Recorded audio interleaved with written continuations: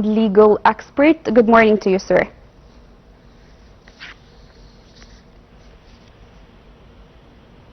Hello, can you hear me? Hello? Hi, good morning. Yes, I hear you. Good morning, madam. Good morning. I have a few questions regarding the article that we just read, and the first question is, tell us more about your opinion regarding the importance of intensifying efforts to organize exhibitions offering school supplies at reasonable prices ahead of the new academic year. Well, actually, this presidential instructions to increase the exhibitions offering affordable school supplies is part of the greater social protection efforts undertaken by the president and the state, trying to alleviate the pressures, especially from the middle and low income brackets. And that's because, of course, we have to admit that Egypt imported part of the global inflation due to increasing energy prices. We know that the headline inflation in Egypt increased from around 11.9% at the beginning of the year in Jan 26 to 14.9% in July 2026. And as I said, part of this, of course, is due to the increase in the global energy prices due to the geopolitical unrest in the Middle East. That's why the president gave instructions to increase the effort to provide school supplies at affordable prices to try to alleviate the pressure from the middle and lower income brackets. Also, this denotes the presidential care actually to develop and nurture Egypt's human capital, which is, of course, its youth. We know that Egypt is a young community. The population of 24 years old and less constitutes around 54 million people in Egypt, and this is a great wealth that we have to nurture and develop. Yes, I see, of course. We have another article from the Egyptian Gazette, and we read as Egypt currently holds safe levels of foreign exchange reserves capable of securing strategic requirement for basic commodities. Both ministers Mustafa Madbouli and Central Bank of Egypt Governor Hassan Abdullah affirmed on Monday during a meeting at the government headquarters in the Alamein city to review priority economic files. Both emphasized their continuous coordination to further enhance the strategic stock of various essential goods. The talks focused on macroeconomic alignment between the government and the central bank, detailing joint efforts to reduce inflation rates, increase dollar inflow, and implement ongoing structural economic reforms.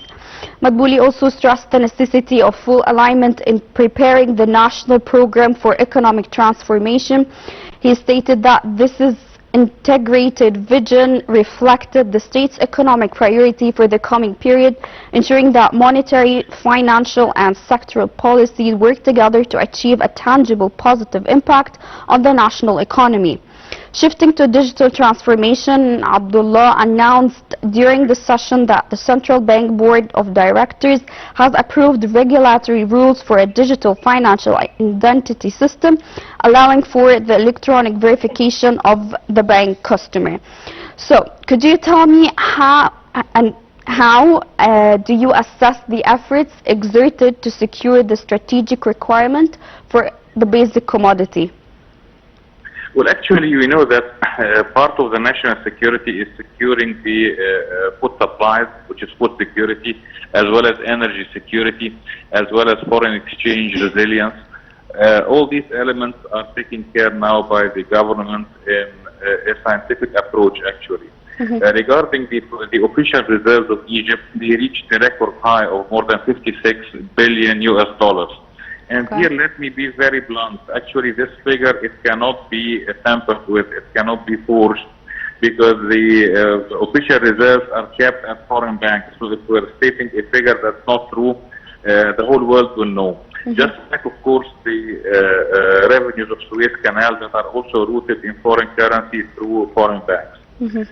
So with this high level of official reserves, actually we have to acknowledge also the contributions of the Egyptians abroad. The remittances from Egyptians abroad reached also a record high in the year 25-26.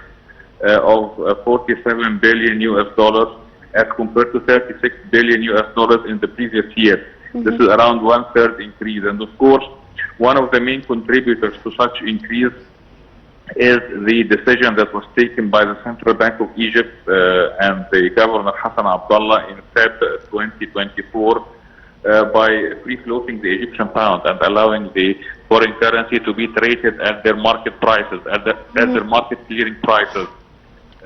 Therefore, the sources of foreign currency now are being routed through the official channels to banks, to the official system. Of course, as I said before at the beginning, when I talked about inflation, unfortunately, Egypt had to import inflation from abroad. This is because of the global energy crisis, and also now we're having an increase in wheat prices. The international wheat prices increased. The Chicago benchmark wheat increased from around $270 per ton at the beginning of July to a present level of around $320 per ton. And the reason is that the disruptions in the Red Sea and the confrontation between Russia and Ukraine turning the Black Sea. The confrontation between Russia and Ukraine in the Black Sea, turning the Black Sea into an economic battlefield, actually. Each country now is hitting the exportation infrastructure of the other country. Even when Ukraine established its own trade corridor in the Black Sea, it was also hit now. That's why the whole world is worried about this.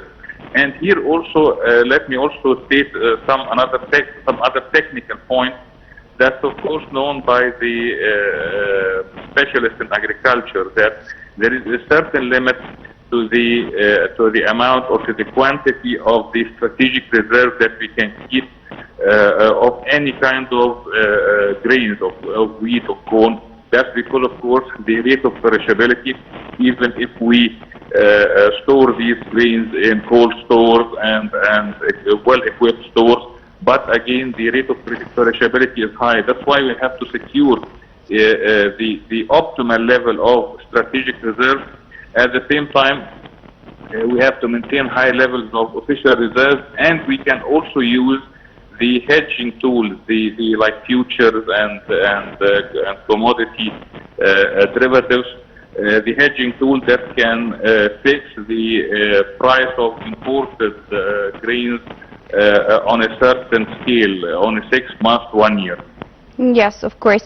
We have another article from Daily News, and we read as Minister of Foreign Affairs Badr Abdelati has called for the implementation of the first and second phases of the Gaza peace plan and the resumption of the U.S.-Iran Memorandum of Understanding to de-escalate soaring regional tensions. Speaking by telephone with French Minister for Europe and Foreign Affairs Jean-Noël Barrot on Monday, Abdelati emphasized that the plan serves as a proposed framework to end the Palestinian conflict and achieve stability. The Foreign Minister highlighted the necessity of returning to the negotiating track between the United States and Iran. He described the resumption of their mutual memorandum of understanding as a foundational framework for reducing tensions and paving the way for a more comprehensive and sustainable agreement, asserting that the diplomatic solutions remain the optimal path for settling disputes and maintaining regional security. So, could you tell me how would implementing the second phases of the Gaza peace plan and the resumption of U.S.-Iran Memorandum of Understanding help in de-escalating the soaring regional tension? Well, actually, we've learned from the previous experiences, especially the three major international crises during the last 3-4 years. Mainly, of course, the Middle East showdown now between U.S. and Iran on one hand, the Israeli war on Gaza Strip, and also the Russia-Ukraine war that the global geopolitical crises and conflicts, they are interconnected. So now Egypt, under the leadership of President Abdel Fattah al-Sisi, is trying to diffuse the tension in such global crises in order to try to alleviate the economic and political pressures that are produced by such crises. As we mentioned in this interview, that we have a global energy crisis, for example. Brent oil price on the one hand increased, and of course we know that Brent is the benchmark for pricing oil. It increased from around $60 to $64 per barrel at the beginning of the year to $73 per barrel on Feb 28, just before the war, and then during the peak of the war it increased to around $115 per barrel. Then after signing the memorandum of understanding, it fell to maybe $72 per barrel, which was less than its price at the beginning of the war, and therefore the risk premium was totally removed. Now it stands at $90 per barrel, and this threatens actually that the whole world may be heading towards a global inflationary wave. Also, the other crises like the Russia-Ukraine war is now threatening to increase the prices of grains after the economic showdown between the military showdown actually between Russia and Ukraine in the Black Sea, targeting economic targets and exportation infrastructure. That's why, as I told you, Egypt is trying to diffuse such interconnected global crises, and actually President Abdel Fattah al-Sisi is representing the voice of reason actually in the international arena and international politics when he stated that the wars harm everybody, even the parties that are not participating in the wars. Yes, of course. Thank you so much, Dr. Ayman Ghoneim. Thank you for joining us. He was the economic and legal expert. We've come to the end of our segment. I'm Alia Diya. Thank you for watching. Stay tuned for more on Nile TV International.